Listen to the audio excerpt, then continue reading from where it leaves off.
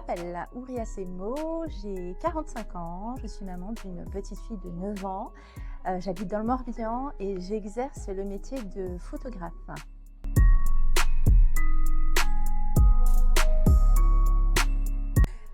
Donc comment je suis venue dans la photographie?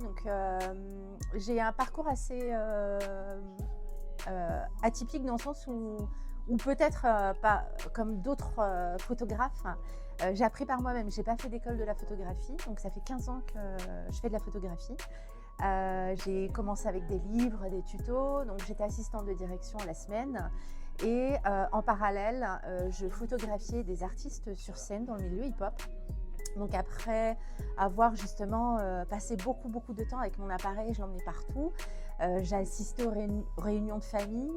Du coup, les gens me demandaient est-ce que tu peux venir là me prendre en photo. Donc de fil en aiguille, en fait, j'ai compris que j'étais douée en fait dans ce que je faisais et qu'éventuellement ça pouvait être pris un peu plus au sérieux que ça et que je pouvais aussi surtout en faire mon métier. Donc j'ai décidé en 2022, donc c'était pas dû au Covid parce que j'avais le projet, on avait le projet avant l'arrivée du Covid. On a décidé de changer de vie, c'est-à-dire qu'on était en région parisienne, on est venu s'installer dans le Morbihan avec ma famille. Et puis voilà, tout est parti de là en 2022. Je me suis lancée à plein temps.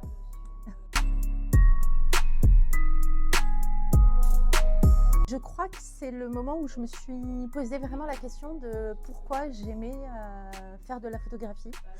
Parce qu'au départ, j'aimais parce que j'aimais voir de belles images, j'aimais avoir des souvenirs aussi de toutes ces réunions de famille qu'on avait, des moments forts que j'avais aussi dans ma vie, des voyages, de garder vraiment des traces.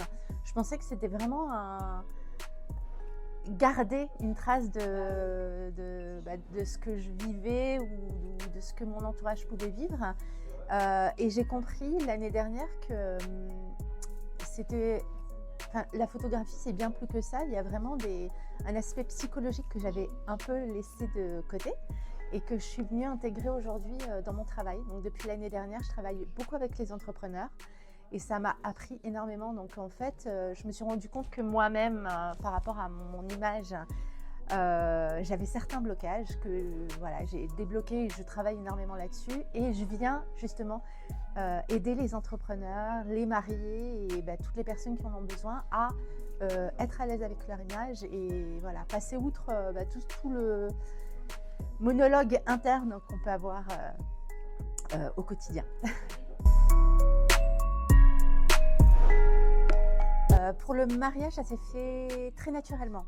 Parce que quand j'ai commencé la photographie et que j'ai vu effectivement que ça intéressait les gens autour de moi, j'ai eu mes premières demandes de mariage.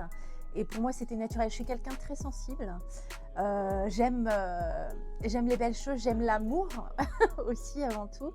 Et vraiment, ça m'a appelé, c'était vraiment un appel du cœur. Après, pour les entrepreneurs, ça a été quand même une autre démarche parce que j'ai commencé à travailler avec les entrepreneurs quand j'ai rencontré Aurélie Trément, qui est coach en développement personnel.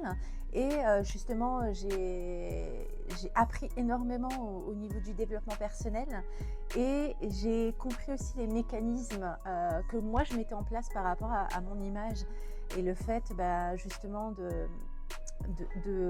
pas forcément être à l'aise parce que je l'étais pas.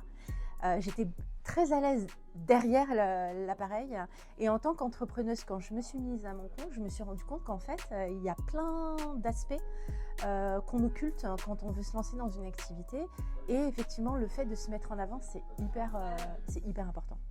Donc j'ai travaillé sur moi, mon image, l'image surtout que j'avais de moi-même.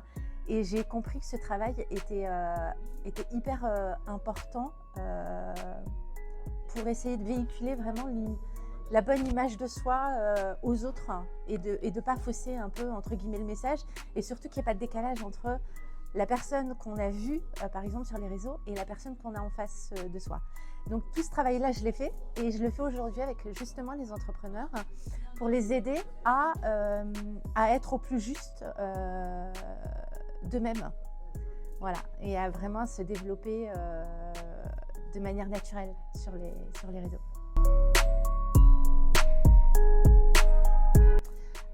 Les moments d'émotion. Bon, comme je l'ai dit, je ne sais pas si ça va être mis au montage, mais je suis très sensible. Je pleure souvent au mariage, pendant les cérémonies. Après, c'est parce que j'ai aussi une relation particulière avec les gens avec qui je travaille, parce que j'essaie d'instaurer vraiment un climat de confiance.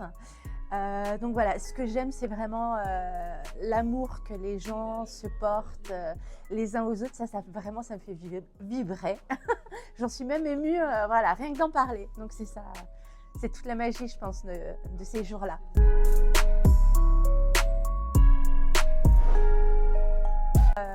Donc comme je le disais, j'ai un rapport assez particulier avec les gens que je photographie, que ce soit les entrepreneurs ou les mariés.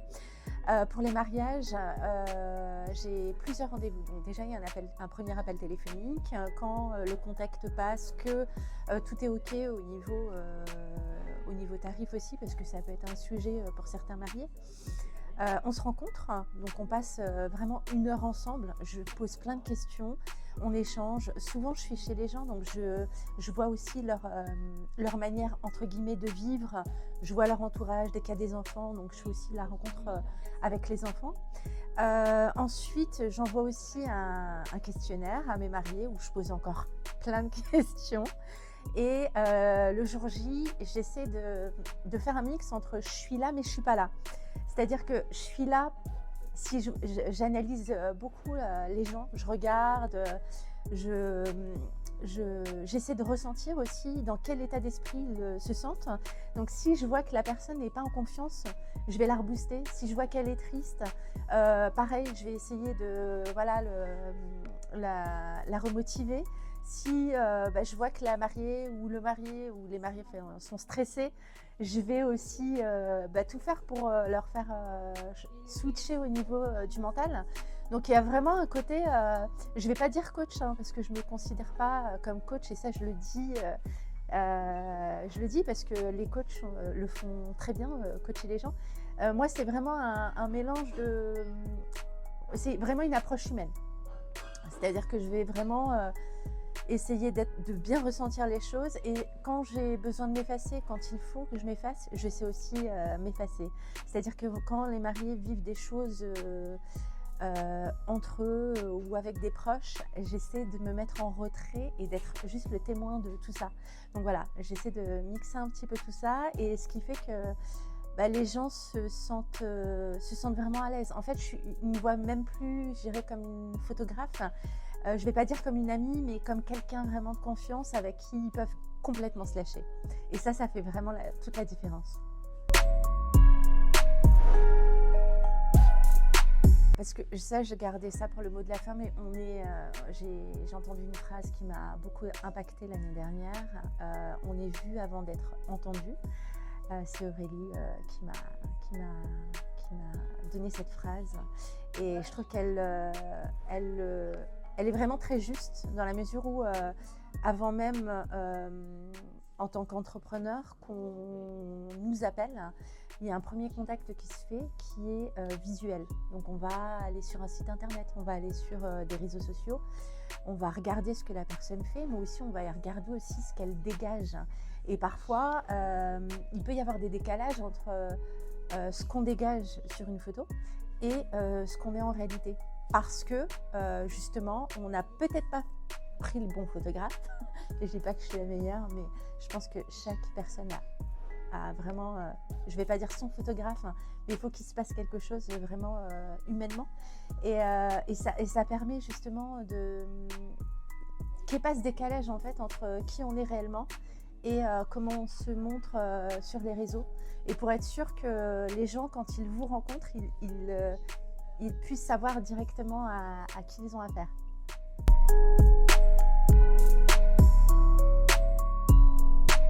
Alors, il y a une partie, je fais pareil que pour mes photographies de mariage, c'est-à-dire que je vais envoyer un questionnaire avec plein de questions dedans, la musique qu'ils écoutent, leur rapport à l'image aussi, qui est hyper important. Et grâce à ça, ça va me permettre, avant les séances, donc de jauger et de savoir, moi je m'adapte énormément. C'est-à-dire que si quelqu'un vient et me dit, moi j'ai hyper confiance en moi, je ne vais pas travailler là-dessus, on va travailler sur d'autres choses. Et quelqu'un qui est mal à l'aise, je vais venir justement un peu débloquer le rapport à l'image. Et dans le questionnaire, je demande aussi quel message l'entrepreneur souhaite faire passer. Et on va travailler sur ces messages-là. Donc s'il y a par exemple des choses qui représentent l'activité, je vais leur demander de l'intégrer aussi à la séance. Au niveau du lieu, on va choisir un lieu qui correspond aussi à la personne. Donc voilà, c'est plein de petits détails mis bout à bout qui font qu'à la fin, ça va coller à la personnalité de la personne photographiée.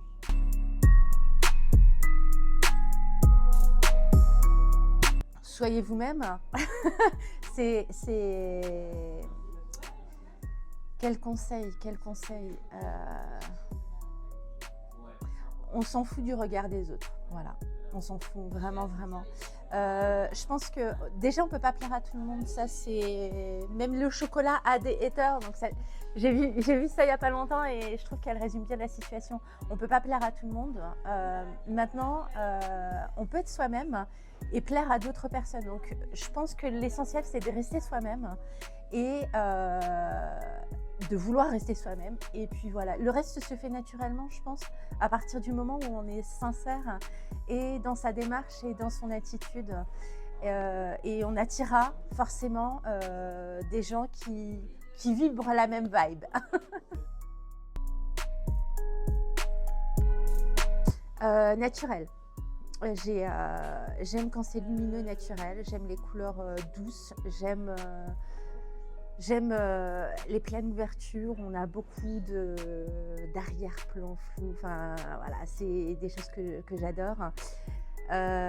Naturel dans le sens aussi, au niveau de la retouche, je vais travailler au niveau des couleurs, de la composition. Mais très rarement, je vais faire de la retouche profonde, par exemple de peau, etc. Sauf si vraiment il y a un gros sujet dessus. Parce que j'estime aussi que moins on va dénaturer la personne, plus elle va quand même réussir à se reconnaître dans les photos. Et ça, c'est hyper important parce que si on ne se reconnaît pas, on ne peut pas, voilà, comme je disais, je parlais depuis tout à l'heure du décalage.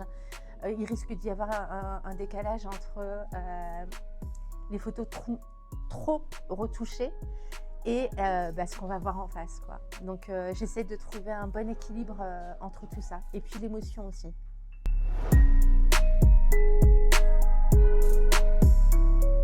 Non, il faut le bon photographe.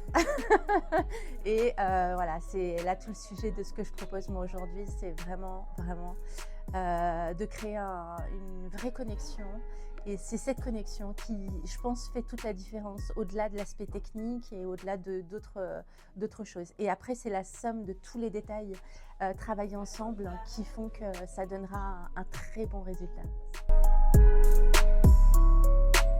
En mot de la fin, je dirais, bon, comme tout à l'heure, je l'ai dit, on est vu avant d'être entendu. Donc, c'est hyper important de soigner quand même son image.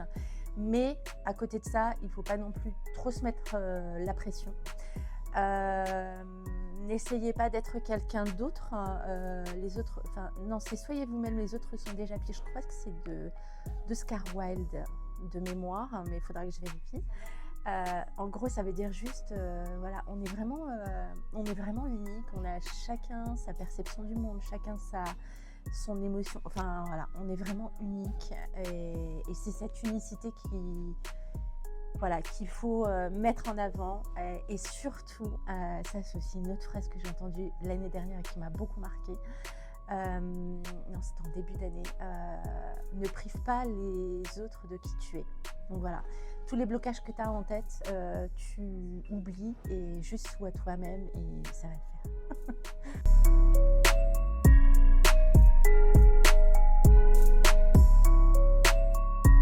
Et ensuite, je vais recommencer.